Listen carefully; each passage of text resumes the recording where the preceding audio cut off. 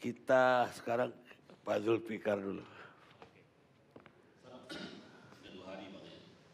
Assalamualaikum warahmatullahi wabarakatuh. Selamat malam, selamat pagi ya, selamat dini hari. Oke, kalau dari penuturan seluruh narasumber, sebenarnya yang terjadi adalah menjadi pertanyaan adalah apakah sebuah keputusan bisnis itu bisa diadili? Itu sebenarnya yang terlihat. Karena dari cerita direksi pertama sampai terakhir, semua adalah keputusan bisnis. Nah, kalau melihat prinsip-prinsip hukum pidana, sebenarnya keputusan bisnis tidak bisa diadili. Tetapi karena hukum pidana itu subjeknya adalah manusia atau korporasi, maka harus dilihat bagaimana proses pengambilan keputusan bisnis itu.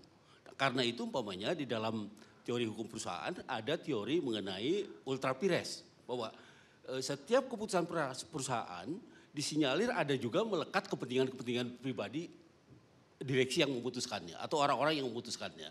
Nah, karena itu kemudian harus bisa dibuktikan ketika ini dibawa ke ranah pidana, apakah keputusan-keputusannya itu atau keputusan-keputusan bisnis ini nomor satu adalah apakah dia merugikan, ya ada kerugian yang dialami oleh keputusan ini, ya oleh pengambilan keputusan ini. Dalam konteks BUMN tentu saja bisa disebut sebagai kerugian negara. Gitu.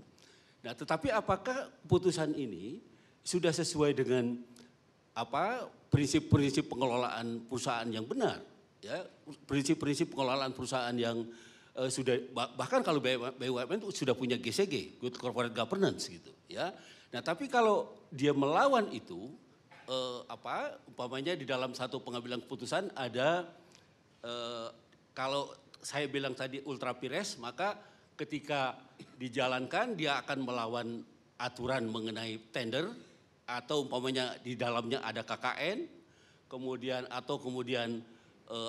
ketika dia memutuskan itu dia menerima pengembalian return atau dalam bahasa hukumnya gratifikasi kalau dia dianggap sebagai pejabat negara.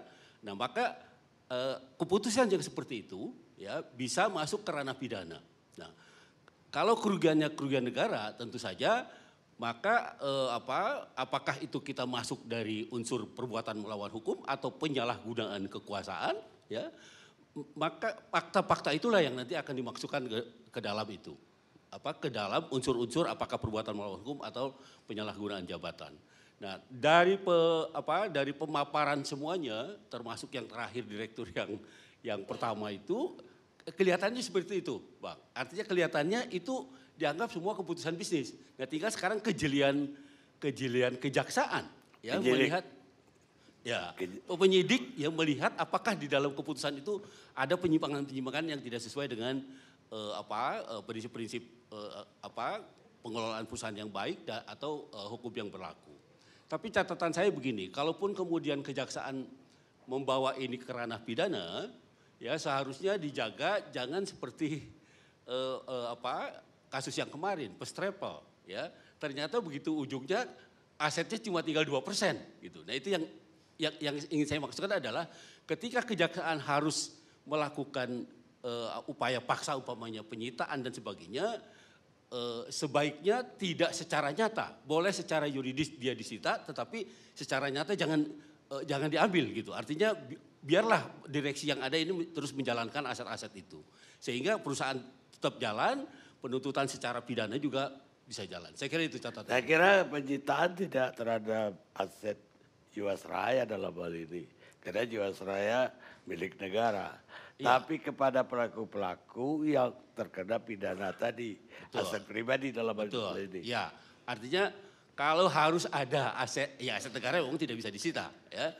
Tapi aset pribadi-pribadi yang subjek hukum yang memang terkena pidananya. Ya. Saya kira begitu. Jadi yang tepat itu menurut Bapak sebagai pakar pidana lebih ke undang-undang korupsi atau ini bisa juga penggelapan? Ya, kalau ada, kan gini, tadi saya baca ada undang-undang asuransi pasal 74 itu menyatakan kalau direksi memberikan laporan palsu saja ke OJK itu ada sanksinya 5 tahun gitu. Nah, persoalannya kalau melihat pernyataan narasumber, apa sih yang dimaksud dengan laporan palsu? Karena ternyata bisnis asuransi semua adalah kelihatannya rekayasa, rekayasa keuangan semua gitu, ya. Sulit gitu mendefinisikan laporan palsu dari asuransi ke OJK itu. Itu undang-undang asuransi. Tapi kalau undang-undang korupsi itu tadi, apakah penyidik bisa membuktikan ya kerugian negara itu disebabkan oleh sebab-sebab para pengambil keputusan itu, termasuk membuktikan menerima return dan sebagainya, atau KKN dan sebagainya. Kan undang-undang korupsi kan intinya begini Pak, barang siapa dengan sengaja melakukan perbuatan melawan hukum, merugikan keuangan negara atau perekonomian negara, ya itu korupsi. Untuk memperkaya diri sendiri atau orang lain. Ya. Itu korupsi kan. Iya. Jadi perbuatan melawan hukumnya yang harus dibuktikan oleh kejaksaan. Betul. Karena itu bisa juga penyalahgunaan jabatan Bang. Umpamanya dengan sengaja membeli saham, tadi ada unsur sengaja karena kedudukannya dia bisa memaksa atau bisa menyuruh orang untuk membeli saham-saham tertentu, yang dibalik itu kemudian umpamanya bisa dibuktikan ada return. Iya, itu kan merugikan negara tadi. Tapi yang saya pertanyakan lagi, kalau merugikan negara dia kena korupsi, merugikan nasabah. Begini Bang, kalau hubungan hukum antara nasabah dengan korporasi itu jelas perdata. Karena tadi saya dinyatakan di dalam polis pun ada diperjanjikan soal returnnya berapa, yang ternyata 13% tadi nggak benar ya. Artinya returnnya memang wajar-wajar saja gitu.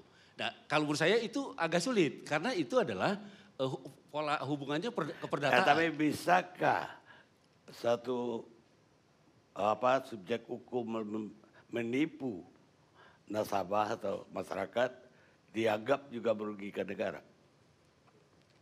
Merugikan negara itu kan dalam konteks BUMN kan, artinya ketika korporasi tidak bisa membayar kepada nasabah, maka menjadi kewajiban negara. Nah, kewajiban negara itu yang kemudian bisa kualifikasi sebagai kerugian negara. Gitu. Kewajiban negara pada nasabah. Baik, Pak Bisa.